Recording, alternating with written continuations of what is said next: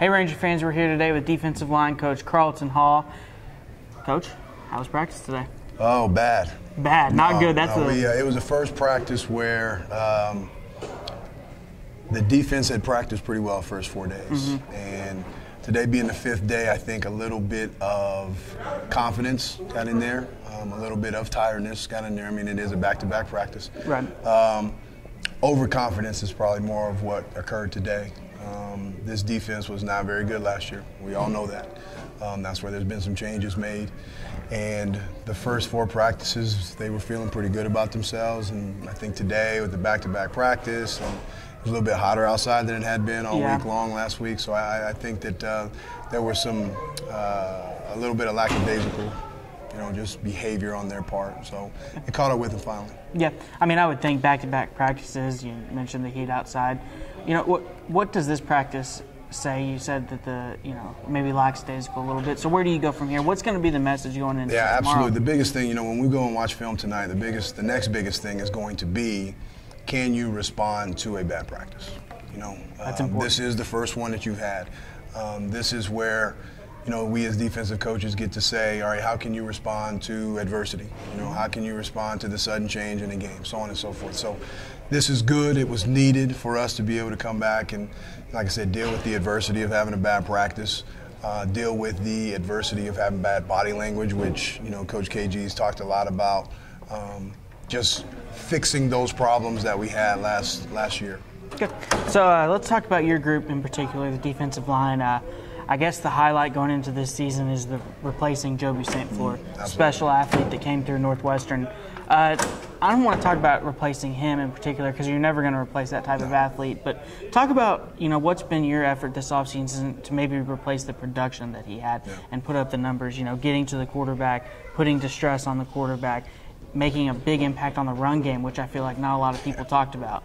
Yeah, well, first and foremost, making sure that we stop the run. That was a big problem last year with us not being able to stop the run. We were 150. I will never forget that number as long as I live.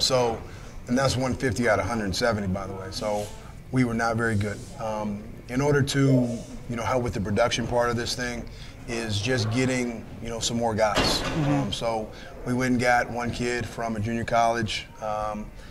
Antonio Joseph has looked very good the first 5 practices, and not just physically but mentally. One of the problems that we as a coaching staff talked about going into recruiting this last offseason was being able to recruit players that were smart. Being able to recruit players that you could put something on the board and say, hey, what did you run in high school last year? What was your favorite blitz? And if they could tell me not what just they did, but what their other defensive line buddies did, what the linebackers did, now we're starting to have a conversation about football. I like that. And the IQ of our team needed to increase drastically. And so I think that we did that. We made that a very big point to go out and get smarter football players this recruiting offseason. So Antonio Joseph is definitely one of those kids. A big surprise from last year that we didn't get a chance to talk about because we just weren't very good. Statistically, Jason Malai has been very good. Again, Jason Malai is another kid who's very smart. He can tell me what's going on in a game. It's not just, Coach, that dude went that way. It is, Coach, the guard pulled left and I chased him. So we can have I can have a, as crazy as it might sound, I can have an intelligent conversation with a football player that way. So those 2 kids, great. Isaiah Correa, another kid who is young. He's just going to be a redshirt sophomore next year. He's come a long way. William Trussell is going to be a junior. The inside part of this, the tackles, especially with the defense that KG has brought in, they're going to be able to run straight ahead. Not necessarily bull in a China shop, but it's pretty doggone close. And I know any defensive tackle worth their salt, if they're not really thinking about what they have to do and they can just go forward, that's going to help That's going to help a lot. If the defensive ends, I make this joke all the time, if the defensive ends can get up the field and I teach them to make a left turn or a right turn, then I look like a really good coach. So, making sure that they understand that part of it has been the biggest thing. And this offseason, I know, Coach Walters probably, told you guys this, it was a pretty hard offseason.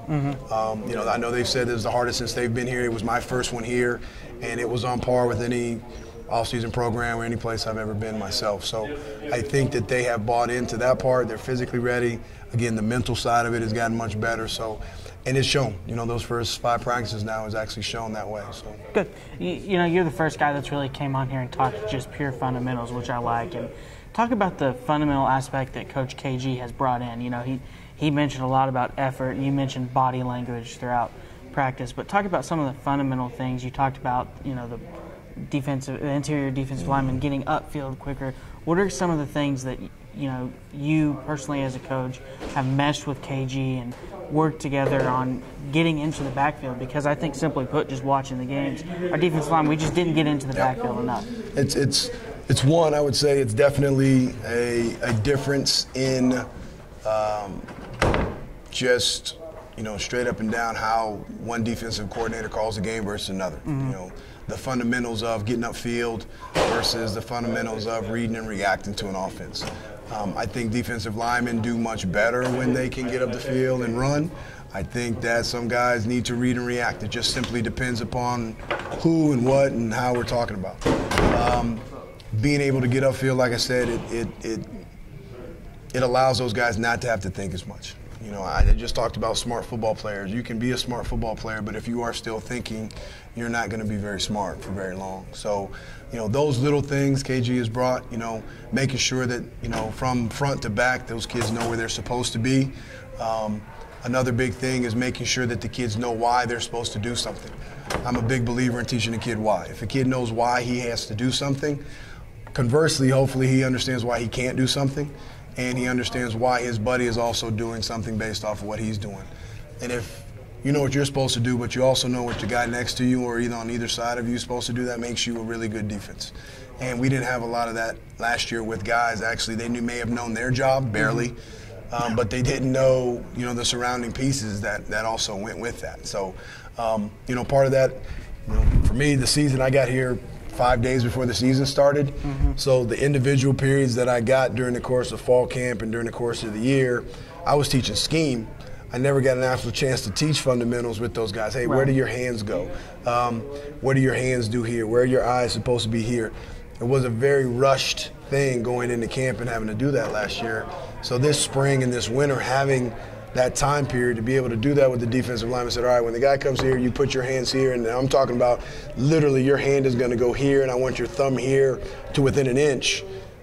Then you're telling the kid why he's doing something. You know, now you're telling the kid why he can't do something. You know, instead of just saying, hey, just run up the field, make a tackle.